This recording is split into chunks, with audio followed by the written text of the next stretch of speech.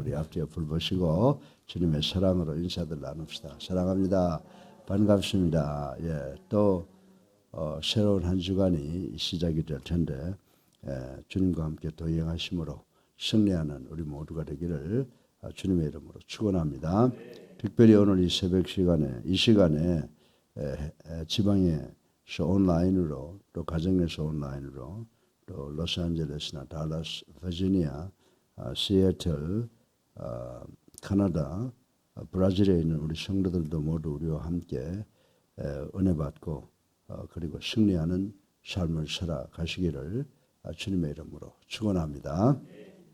예, 우리가 지금 이제 with corona라고 하는 새로운 단어가 우리 삶 속에 점점 확실하게 각인되어져 가고 있는데 지금 오늘 아침에도 확진자를 보니까 2086명이 되어 있습니다. 이제 우리가 기도하고 또 예방 수칙을 잘 지키는 것을 통해서 이제 코로나와 함께 생활을 해가되 점점 박멸시켜 나가는 그런 현상이 일어나도록 우리 모두가 기도해야 되는 줄로 믿으시기를 주님의 이름으로 축원합니다.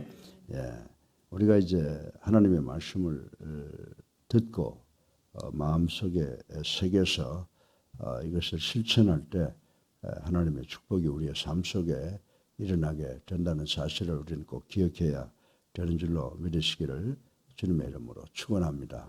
우리가 세상을 살면서 성경을 우리 삶의 경전으로 놓고 보잖아요. 특별히 우리 그리스도인들, 특별히 우리 예수님께 성도들은 그럴 줄로 믿습니다.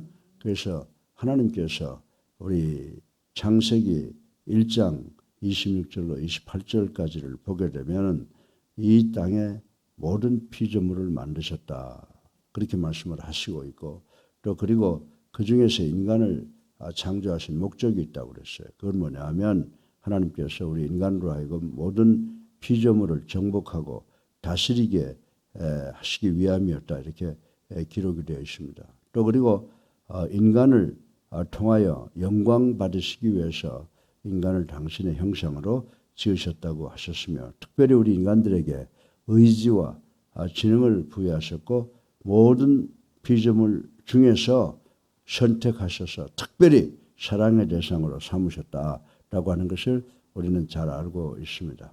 그러나 불행하게도 우리 인간들은 사탄의 유혹에 미혹되어서 범죄함으로 타락하여 인간 스스로 자초한 고통을 겪게 되었다라고 성경은 지적을 하고 있습니다. 그래서 우리 인생을 가리켜서 성경에 보게 되면 오늘도 본문 1절에 보게 되면 욥은 인생이라고 하는 것은 괴로움이 가득하다라고 정의를 했고 또 인간의 삶은 순간적이다라고 하는 거예요. 참 우리의 삶, 모세도 이야기를 했지만은 평상 삶은 70이지만은 우리가 강건하면 80이라고 이야기했던 것처럼 이 80년이라고 하는 세월 지금은 또 백수를 기대하고 그렇게 또 노력하고 있는데 이러한 삶이 순간적이라는 거예요. 찰나적이다라고 하는 것을 우리는 알 수가 있습니다. 그리고 인간은 반드시 죽는다. 그래서 생의 한계는 하나님에 의해서 정해져 있고 또 이 죽음이라고 하는 것이 모든 것을 다 소멸한다고 이렇게 성경에서도 이야기를 하고 있습니다. 그런데 오늘 우리가 이제 욥기 14장 13절에 보면 우리 인간의 형편에 따라서 이 삶의 죽음에 대한 철학이 달라지고 있다라고 하는 것을 기록한 것을 볼 수가 있습니다. 그런데 여러분들 이 죽음의 철학이라고 하는 건요 사람에 따라서 다 달라요. 그런데 크게 나누면 이 세상에는 우리가 그리스도인이 있고 비그리스도인이 있다 이렇게 분류를 합니다만은 또 사람도 보면은 잘 살아가는 사람이 있고 죽음에 직면한 사람이 있다 이렇게 두 가지로 나눌 수가 있는데 우리가 일상생활에 바쁘게 살아가는 사람의 죽음의 철학과 또 임종을 눈앞에 두고 있는 사람들의 죽음의 철학은 판이하게 다를 수밖에 없다라고 하는 것을 우리는 오늘 본문을 통해서도 알 수가 있고 우리가 상식적으로 생각해봐도 이해할 수 있는 문제라고 하는 것입니다. 왜냐하면 여러분들 이 죽음의 직면에 있는 사람과 그냥 살아가고 있는 사람 관념 자체가 다른 거예요. 그래서 뭐가 부딪히냐 하면 관련과 직면, 우리의 생각과 우리가 당면하고 있는 환경의 차이가 다 다르기 때문이다라고 말씀을 드릴 수가 있습니다. 이런 관점에서 볼 때 욥이 본문에서 수레하고 있는 이 욥의 죽음의 철학이야말로 그야말로 실감적이지 않을 수가 없다라고 하는 것을 우리는 알 수가 있습니다. 여러분 한번 생각해 보세요. 죽음을 직면하고 있는 사람이 느끼는 죽음하고 아직도 우리가 살 날이 멀다고 생각하는 사람들하고 이 죽음의 철학은 다를 것이라고 생각할 수가 있습니다. 그래서 욥은 당시 거의 삶을 어떻게 한 상태예요. 재산 잃었죠. 자식 잃었죠. 건강 잃었죠. 부인 잃었죠. 그리고 친구 잃었죠. 이러한 절망적인 상황 속에 있으니까 자신의 삶을 포기하고 있는 상태였다고 말씀을 드릴 수가 있습니다. 그래서 현실적으로 볼 때 죽음은 인생에 대해서 냉엄한 차단이요. 삶의 끝장이며 무엇을 더 이상 바랄 수 없는 그런 절벽 같은 상황에 놓이게 되어 있다라고 하는 것을 우리는 이해할 수가 있습니다. 그런데 욥은 이러한 참담한 죽음 앞에 직면해 있으면서도 하나의 소망을 기대하고 있어요. 죽음 너머에 있는 소망을 기대하고 있는데 그 기대가 뭐냐라고 하는 것입니다. 그럼 이제 본문에 나타난 욥의 기도를 통하여 욥이 내가 이제 죽어서 이 요단강을 건너서 죽음 이후에 있는 소망을 지금 오늘 본문을 통해서 표출을 했는데 그것이 무엇이냐라고 하는 것을 세 가지로 나누어서 생각해보고 은혜 받는 이 시간 되기를 주님의 이름으로 축원합니다. 우리 인생은 다 죽게 되어 있어요. 그런데 이 말씀을 통해서 우리가 교훈받으면 우리의 삶에 큰 보탬이 되고 하늘나라 소망을 두고 살아가기 때문에 이 죽음의 철학도 우리에게 큰 도움이 되는 줄로 믿으시기를 주님의 이름으로 축원합니다. 목사님 아침부터 무슨 죽음을 이야기해. 죽음이 우리에게 생명을 주게 되는 동기가 되는 줄로 믿으시기를 주님의 이름으로 축원합니다. 욥은 내가 죽고 난 후에 이러이러한 소망이 이루어졌으면 좋겠다라고 세 가지를 놓고 오늘 본문에 기도하고 있는데 첫 번째로 보면 음부에 감추어 달라고 기도한 것을 우리는 볼 수가 있습니다. 여러분들 대부분의 고대 이스라엘 백성들은 사람이 죽으면 어디 간다고 그러는지 아세요? 스월, 곧 음부로 내려간다라고 하는 믿음을 가지고 있었다고 하는 것입니다.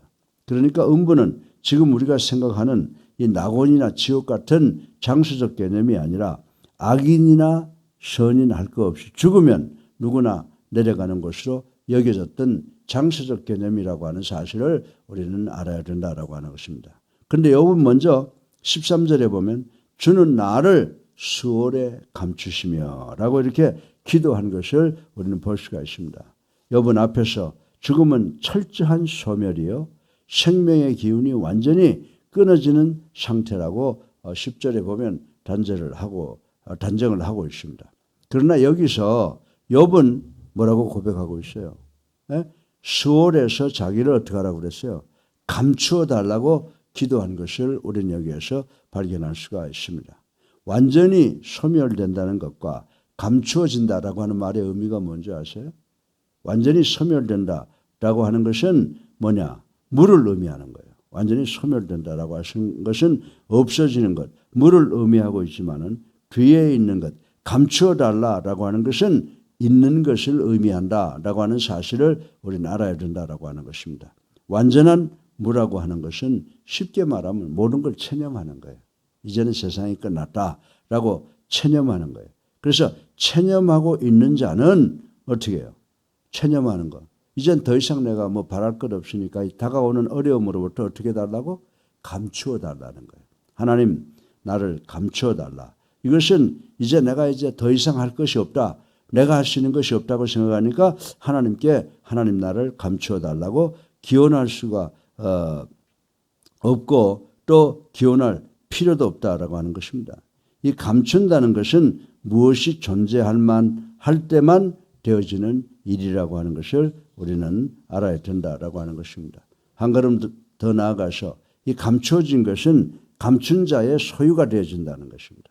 이렇게 보면 욥이 죽음 후에도 자기는 여전히 하나님께 속해지기를 간절히 기도하는 모습을 볼 수가 있다라고 하는 것입니다.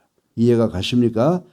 죽음 후에도 자신의 영혼이 계속하여 존재한다는 사상은 고대 히랍 철학에도 있었고 불교에도 있고 다른 종교에도 있습니다. 그러나 죽은 후에 하나님의 소유가 된다고 하는 사상은 성경 외에 동서고금 어디에서도 찾아볼 수 없다고 하는 것을 우리는 알아야 되는 줄로 믿으시기 바랍니다. 제가 어제도 말씀했죠. 예수를 우리의 구주로 살아계신 하나님의 아들로 믿고 영접하고 세례받으면 성령이 선물로 받고 내 육신은 죽어도 내 영혼은 영원히 살아서 하나님과 더불어 하늘에서 영생복락한다라고 말씀을 드렸죠. 오늘 이 욥의 인생 철학을 봐도 바로 이런 철학을 갖고 있는 거예요. 욥은 죽으면 아무것도 없다고 생각하는 그 상황 속에서 죽고 난 뒤에 어떻게 해요? 자기를 숨겨달라고 이야기를 하고 있잖아요. 그것은 바로 자기가 죽고 나서 자기는 하나님과 영원히 살겠다고 하는 그런 믿음을 갖고 있었다고 하는 것을 볼 수가 있습니다. 그러나 우리는 이런 정도의 기도를 지나서 죽어도 죽지 않는 신앙을 가져야 되는 줄로 믿으시기 바랍니다. 그래서 예수님께서 요한복음 11장 26절에 뭐라고 말했습니까? 나를 믿는 자는 영원히 죽지 아니하리니. 아멘. 예. 우리가 이 세상에 와서 이제 살다가 죽음이라고 하는 것을 당하게 되면 일반적으로 모든 걸 놓고 간다고 무라고 생각하지만 우리 믿는 사람들은 그래도 하나님 편에서 무언가 있다고 생각하는 거예요. 그 무언가 있다고 생각하는 것이 뭐냐?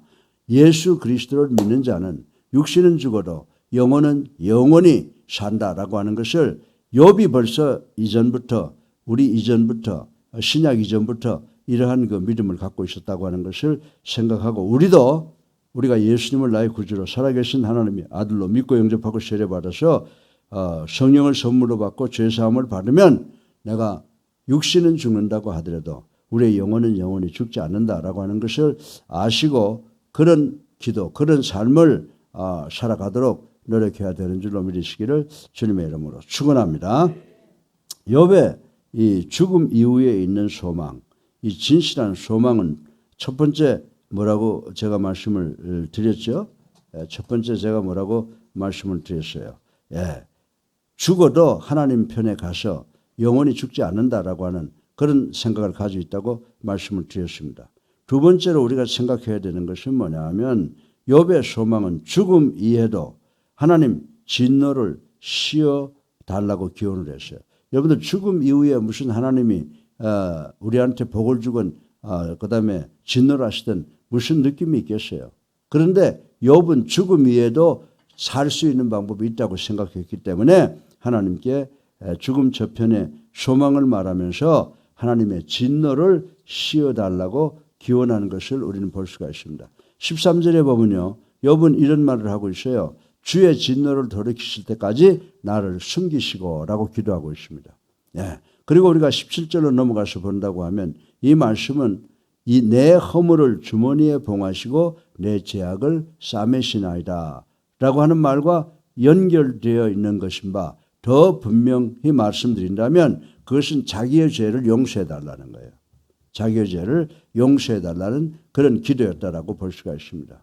여러분들 일찍이 시편 90편 8절로 9절에 보면은 모세는 죄악과 죽음을 직결시켜서 기도한 적이 있었고 그리고 그것은 그대로 고대 이스라엘 백성들의 통념이 되었다라고 하는 것을 우리는 알 수가 있습니다.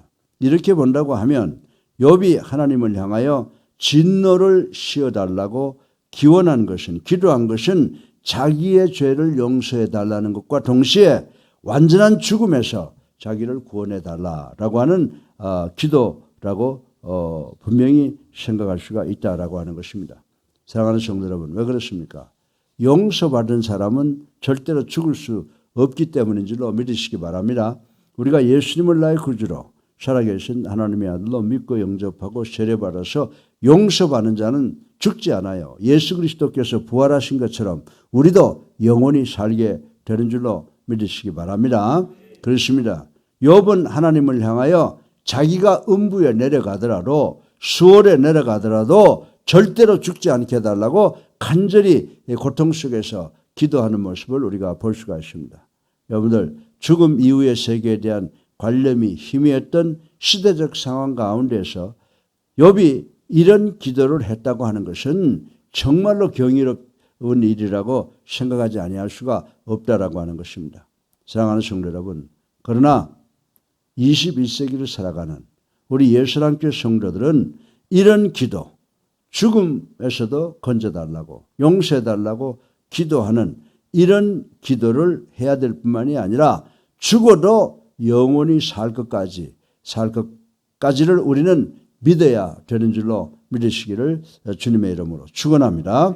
여러분들 그 신앙 고백 사도신경이라고 그러죠. 이 사도신경에도 보면 우리가 영원히 사는 것을 믿는다라고 하는 고백이 있어요. 그게 어디에 기인한 거냐? 요한일서 5장 11절에 있는 거예요. 여러분들 지금 침례교나 순복음 교회나 그리스도교 미국 가면 이 사도신경을 안 해요. 한국에서는 하지만. 근데 왜 안 하냐면 이것이 주님이 하신 말씀이 아니라는 거예요. 교부들이 쓴 거라는 거예요. 근데 난 그 인정해요. 우린 왜 하느냐? 우리의 신앙 고백이 이 사도신경만큼 성경 전체를 포함해서 만들어진 기도문이 있으면 나와보라고 그랬어요. 이게 정말 성경이 이야기하는 그대로 우리 신앙을 고백하고 있는 말인데 우리가 영원히 사는 것을 믿사옵나이다라고 하는 이 고백은 요한일서 5장 12절에 근거한 것이라는 말씀을 제가 오늘 아침에 드리고 싶은 것입니다. 따라서 정말 우리가 예수 믿고 구원받으면 주님과 더불어 천국에서 영원히 산다는 신앙을 가져야 되는 줄로 믿으시기 바랍니다. 이런 신앙 없으면 예수 믿지 마세요. 이 고통스러운 삶 여기 살다가 죽어서 땅에 묻히고 지옥 간다 그러면 그 예수 믿을 필요가 없죠. 정말 우리가 예수 믿음으로 영원히 주님과 더불어 살 수 있는 줄로 믿으시기를 주님의 이름으로 축원합니다. 세 번째로 마지막으로 욥은 죽은 이후에도 소망이 있다라고 생각을 하고 뭐라고 기도합니까? 정한 날에 나를 기억해달라. 정한 날에 나를 기억해달라라고 기도했습니다. 그런데 이 말도 13절에 보면 욥은 이렇게 이야기를 하고 있잖아요. 나를 위하여 규례를 정하시고 나를 기억하소서라고 기도했습니다. 여러분들 이 말씀 속에 보게 되면 확실하게 나타나고 있지는 않지만은 희미하게 암시되어 있긴 하지만 그것은 분명히 resurrection, 부활에 대한 기대라고 저는 생각을 하는 것입니다. 그러니까 죽음은 현실적으로 어디까지나 액면대로 죽음일 수밖에 없는 것이지만은 그럼에도 불구하고 욥은 하나님께서 정한 날에 자기가 다시 살아날 것을 기대했다라고 하는 것이에요. 부활 신앙을 이야기하는 거죠. 거듭되는 말이지만 내세의 소망이 분명하지 않던 시대에 욥이 이런 기도를 했다고 하는 것은 참으로 경이스러운 일이고 놀라운 일이다라고 말씀을 드릴 수가 있습니다. 욥이 언제적 사람이라고 생각이 되어지세요? 그런데 이제 주석을 이렇게 찾아보고 역사를 이렇게 보게 되면 욥은 대체적으로 이삭과 야곱이 살던 시대의 인물이라고 추정하는 학자들이 있습니다. 그렇다면 욥이 이 부활의 소망을 가졌다는 것은 선지자 이사야가 그런 비전을 어렴풋이 가졌던 때 이사야서 26장 19절 그리고 또 에스겔이 같은 비전을 가졌던 때보다도 훨씬 더 오래전이라고 말씀을 드릴 수가 있습니다. 그런데 여러분들 그 아브라함이 이삭을 바칠 때도 부활 신앙을 믿었기 때문에 만약 이삭을 하나님께서 데려가시고 죽이시면 부활시켜 주실 것이다라고 하는 부활 신앙이 있었기 때문에 이삭을 바칠 수 있었다고 성경을 보는 학자들이 많이 있습니다. 사랑하는 성도 여러분, 그렇습니다. 우리는 부활 소망을 기대 정도로만 가져서는 안 돼요. 내가 예수 믿으면 이제 예수님 부활하신 것처럼 나도 부활하실 수 있겠지? 그런 것을 그 하나의 기대 정도로만 끝나서는 안 된다라고 하는 것입니다. 현실적으로 이 사건을 받아들여야 되는 줄로 믿어야 되는 줄로 믿으시기를 주님의 이름으로 축원합니다.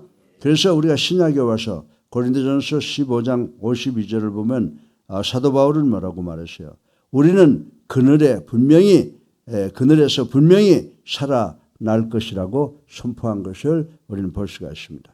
사랑하는 성도 여러분, 사람은 누구나 죽음을 당할 수밖에 없는 존재임에도 불구하고 현실에서는 대개가 그것을 실감하지 않고 있고 정작 죽음에 이르러선 그 후의 세계가 암담해서 발버둥 치기가 일수라고 하는 사실을 부인할 수가 없습니다.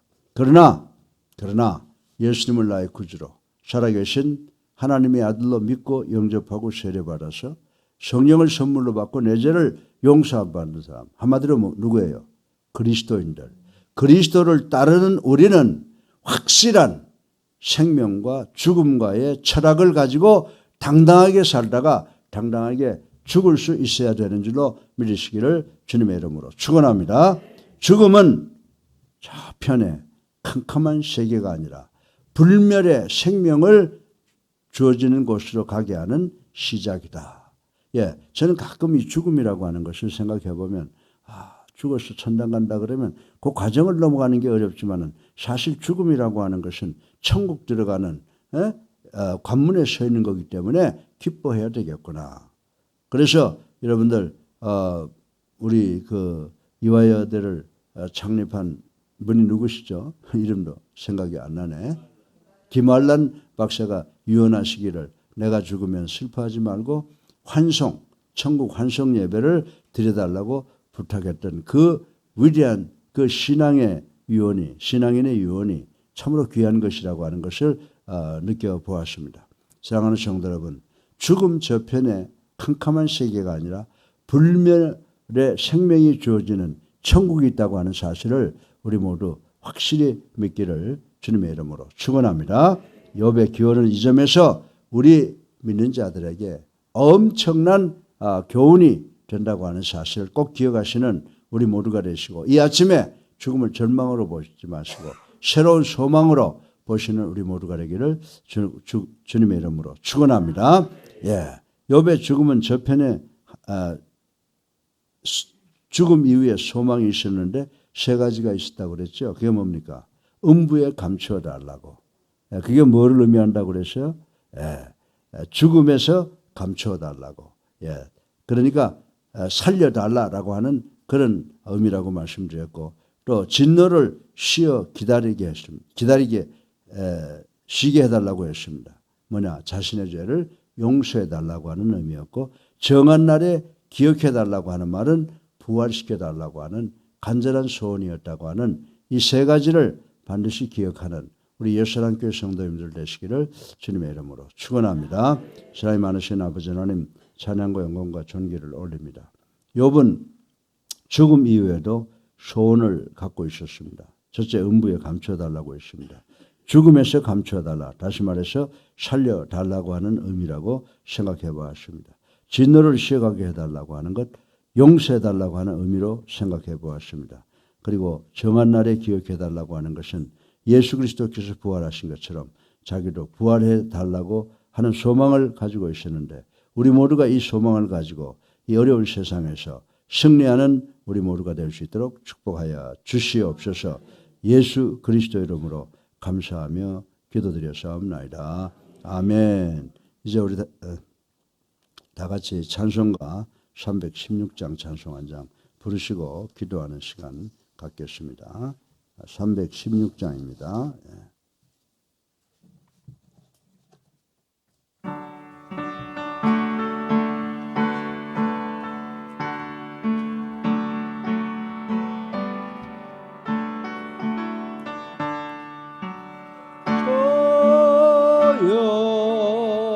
나의 생명 나의 정성들입니다. 이 작은 나의 생명 나의 정성 다해 주님만을 위하여서 살기 원하오니 주여 잡아주소서 나를 잡아줘서 주님만을 위하여 살게 하소서.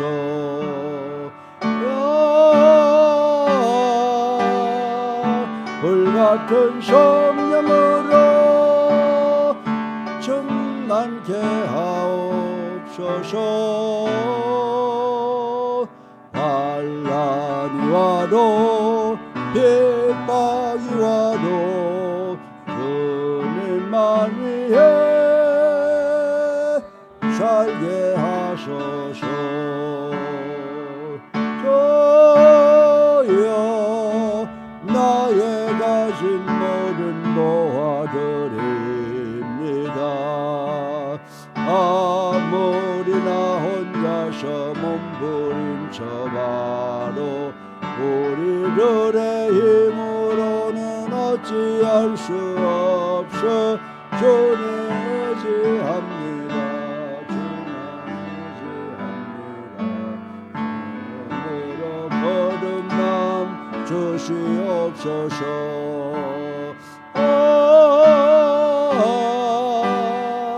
불같은 성령으로 성만케 하옵소서. 괴로움이 와도 슬픔이 와도 주님만 위해 살게 하소서. 저여 이 몸 바쳐 주의 일을 하렵니다. 아무리 어려워도 괴로움 당해도 주와 함께 승리하며 살게 하옵소서. 주님 사랑 크시니 주를 따라가며 주님으로 만족해 하여 주소서.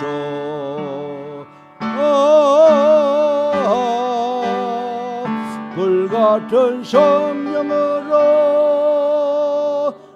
충만케 하옵소서. 고통이 와도 조금이 와도 주님만 위해 살게 하소서.